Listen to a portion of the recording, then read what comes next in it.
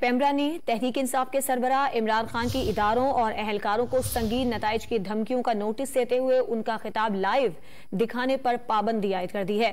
Pakistan electronic media regulatory authority کے مطابق عمران خان کے بیان پر پیمرا آرڈیننس 2002 کے سیکشن 27 کے تحت پابندی لگائی گئی ہے۔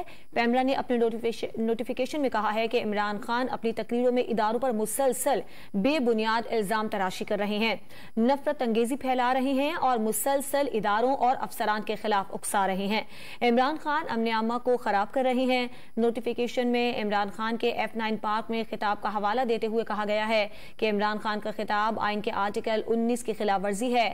پیمرا کا کہنا ہے کہ اب عمران خان کی صرف ریکارڈ کی گئی تقاریر نشر کی جا سکیں گی۔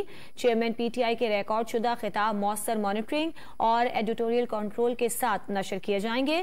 خلاف ورزی کرنے والے اداروں کے خلاف کارروائی ہوگی۔